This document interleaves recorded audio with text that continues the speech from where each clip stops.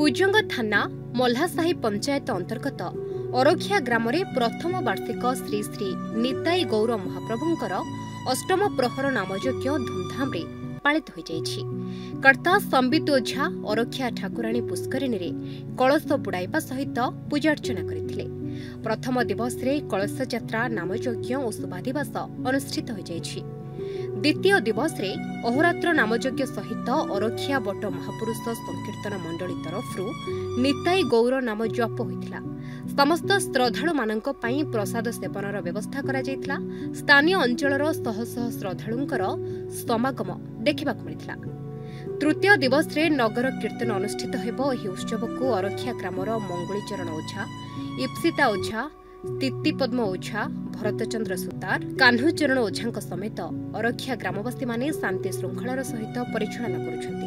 अनुष्ठान माध्यम श्रीमान संबित समस्तंकर आशीर्वाद कामना करुछन्ति। रमेश विश्वाल आम भजन मंडली बट बाबू संकीर्तन मंडली आम 50 वर्ष लगे भजन समारोह कर सबुआटे बुलिक रामा पारादीप कुजंग कटक ढेंकानाल जिते जुआड़े प्रोग्राम हो समस्त प्रोग्राम करगणार भी करम गोटा उत्साह अच्छी आम बहुत पुरातन जिनस ये पूरा बापा अजा काल रही आम गोटा बट महापुरुष ठाकुर पीठ अच्छा ना आम से गुरु भी थे कमल बाबा कमल आशीर्वाद आम ये संस्था चली रही जाए 50 वर्ष धरिकी आम ये सब आज मंगल हो प्रोग्राम अरखिया करुचु। बाबा निखिलानंद दास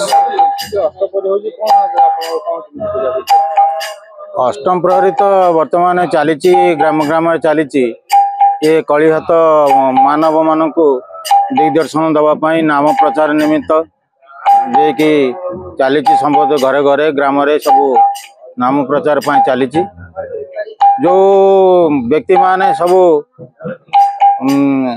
संसार धर्म को छाड़ी भिन्न भिन्न ये वर्तमान डिजिटल जुग आधुनिकता आड़ को जाउछंती सितुर किभली निवृत्त है आम भगवान कर नाम संकीर्तन करी भल बाट को आसीबे संसार कर्म करिवे सेतिपई ये कलिजुग रे निताई जो नाम प्रचार करबा पई प्रयास आम घर अरखिया एक्चुअली मोर देह खराब थिला 2015 रे तो सेबे मु एम्स रे एडमिट थी तो सही टाइम रे घर लोक मानसिक करले कि पूजा हबो बोली देह भल हो जाए तो एबे सही पूजा पे जहाँ भी थिला सब पूजा एबे बाकी गोटे गोटे करा होचे देह